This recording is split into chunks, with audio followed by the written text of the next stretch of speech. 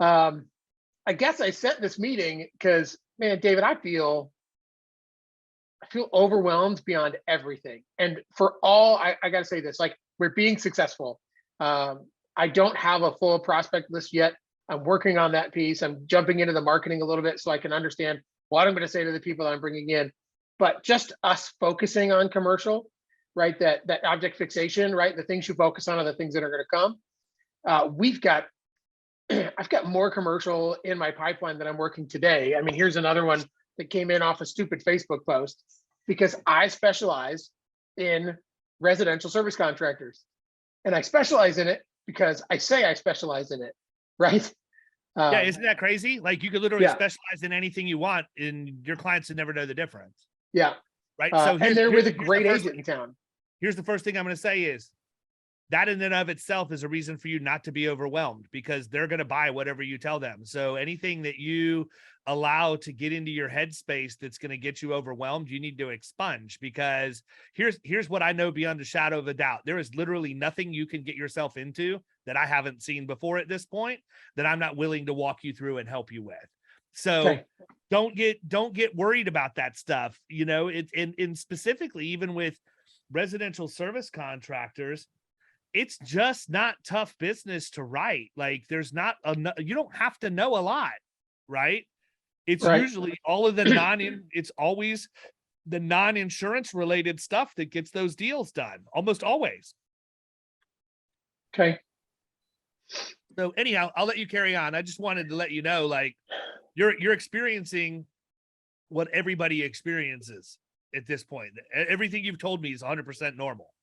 Well, and maybe I just need that. I have spent a lot of money over the last 5 years in the insurance career and bought every course there is out there. I mean it. Outside of Nick Ayers made you look video thing, it's probably the only course that was of any note that I didn't actually buy. And every time I bought one, I've done nothing but waste my money. And I've only gotten 1% better or confirmed shit I already knew. This ain't that course, my man. Yeah. I mean, your Facebook messages back and forth the other day told me that. And I guess my number one goal is the same as your number one goal, right?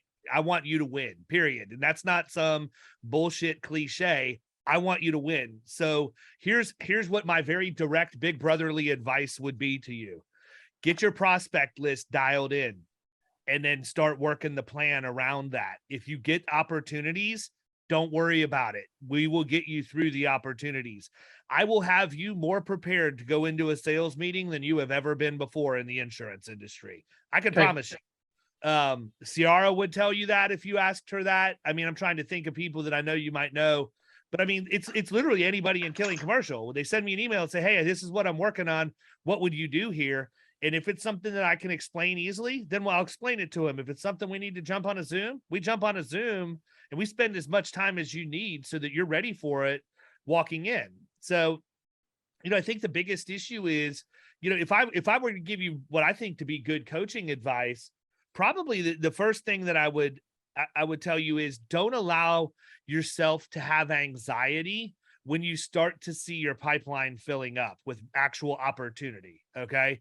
That's the first thing, because then you can get 20, 30, 40 accounts in there. You're like, holy shit, how are we going to handle this? How do I know? Okay. So number one, you have now entered an area where the sales cycle is much longer than probably anything else that you've ever dealt with. Mm-hmm. Timeshare is instantaneous. It's an emotional sale. You've already explained that, you know, on this call. Personal lines is relatively quick. It's you get it, you quote it, you present the quote. They're either going to buy it or they're not. You don't really have to do too much massaging. With personal lines, this is a different story. This is one where you may have the opportunity to meet with somebody a month after they renewed, and you're going to have to nurture that relationship for the next 8 or 9 months until it's time for you to go worry about the insurance stuff. Or you may have those opportunities where you get in at the last minute, you know, in the solicitation calendar that we talk about in marketing. You might go in a month before renewal as a result of them reaching out, because when we, you know, the messaging in the calendar is how did your renewal go? That goes out the very beginning of the month before they renew. So the goal is we're going to try and ruffle some feathers, get some people pissed off because we know their agent hasn't presented the renewal yet. And then when we follow up using the telemarketing around it, we'll say, look, we realize we're probably late to the dance this year, but we wanted to have an opportunity, blah, blah, blah, blah, blah. And then we take it and run with it. So you have a lot of time to get stuff done is what I would say. You know, in 20 years, I've never had anybody that I've walked in that has asked me a technical insurance question right out of the box. Yeah. And I'm not so unfamiliar with the technical aspects. You can hand me the documents and I'm smart enough to read them and figure out what's there and what's not there. I can help find some, poke some holes. I love reading policy documents, which is weird. I don't read them to memorize them. I read them enough that I can see a coverage opportunity for us, or poke a hole in why did your agent do this, and ask those questions. Here's what I want you to become the master of, though. Okay. This is what I talked about in Oklahoma. This is what you're going to hear me talk about a lot moving forward. We need to answer the questions that our prospects don't even realize they have. And it's never going to be around an insurance coverage or a premium or things like that. What I'm talking about is more along the things that contribute to the premium. Like, talk to me about your hiring process. Oh, that's great. When you hire somebody, how do you onboard them? What does their first day or first week look like? How does your training program work? I assume you have mandatory trainings across the board on things like discrimination, harassment, and all of that. But how do you decide what other training tracks people are going to have? Where do you store those records? And basically what I'm doing is I'm setting them up to tell me all of this stuff that they don't have formalized. And then I can go in and say, we have the answer to the problem that you have. Right. And I can push them into mineral, or I can push them into KPA. Now, and understand something. I'm not advocating you run out and buy anything. I'm not trying to sell you a software product, right? Sure. So if you go in and say, let's just say return to work is what you're going to go after, like light duty or whatever, and you find somebody who's like, we really would like to work with you and we need that, I'll give you what you need. Get 3 or 4 accounts where you actually need collateral and you need the process. And then I'll say, go get your own software. You're at the point where you need it. And the other thing is, I've also gotten to the point where we give that to prospects. Like we'll give our prospect mineral for 90 days. And at the end of 90 days, I'll go back and say, hey, I've got some bad news. Your trial period's over. Now, if you'd like to continue, we typically sell this for $5,000 a year.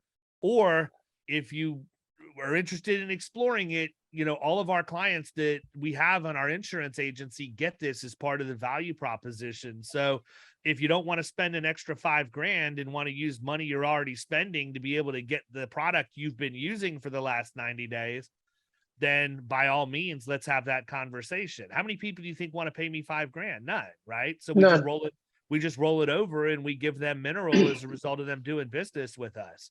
So, there's a lot of things like that, but for you, I think the biggest thing you need to figure out and really, and I don't know enough about your overall sales background, timeshares, God, if you can do that, you can do anything. But, the one part about commercial that's so much different is the intentionality behind it. Like you can pick who you want to go after. Mm-hmm. You can do that to a certain degree with digital marketing on the personal line side, but you're still going to get people coming in that are the average person who's going to respond to that are people who are shopping on price. They just got their renewal. It's $50 higher this year or whatever. But with commercial, you don't have to do that. You're laser focused. You can choose what door you want to knock on, and you can have a lot of information ahead of time before you ever even go down that road. So, I think it's kind of counterintuitive to a certain degree because we're always so used to having people beating on us to go out, produce. And we want to make sure that we validate at the end of a year of doing it. But on the flip side, I would argue the more time you spend healthily prospecting, the more you're going to write in that first year. when I first got in the insurance industry, I don't know if you've ever heard me tell this story or not, but when I first got into the insurance industry and I went to work at the agency that finally gave me a chance, they said, your job's to go out and produce accounts that are 25 to 50 grand in revenue a year. And I said, how do I do that? And they said, well, you're the sales guy. You have to figure that out. But we have all the insurance people here. So if you bring one in, you don't need to worry about whether or not you're going to mess up the insurance. Just go out and start getting relationships. And so that's when I sat down and basically started designing how I was going to go about doing business, which today's iteration of that's what we talk about in Killing Commercial. But I spent my time, and it probably took me the better part of 2 or 3 months because I didn't have 3 or 4 screens. I had a laptop and a legal pad back in those days. The internet was okay, but it's not like we were booming with all of the resources. And I would literally just research leads every night, making sure I had sales, employees, officer names, FEIN, everything I could find. And I put it into a massive spreadsheet, and that allowed me to filter out the stuff that wasn't going to fit what I wanted to write. And so I kept getting pressure from my agency principal. He'd come back, and I mean, this is a guy who's got more money than God himself. So I don't know why he was putting pressure on me, but he'd come back. He's like, hey man, I'm looking for some new business to drop. I'm like, you told me I had a year. Why are you busting my balls in 2 months? I'm building my process. And he's like, come back. Hey man, anything in the hopper? I'm like, look, I said, you got guys out there that are writing stuff right now that are 5 generations deep in South Tampa that are going to daddy's Rolodex and getting referrals. What's going to happen when that Rolodex dries up? Daddy only knows so many people. I'm building a process that's going to give me organic business for the foreseeable future. And so he laid off of me. And basically what that amounted to was, in my first real year of production, I wrote $457,000 in revenue in year 1. Shit. Okay. And here's what's crazy. So I talk about it in extra 2 minutes, I think, to a certain degree, and I probably talk about it in prospecting.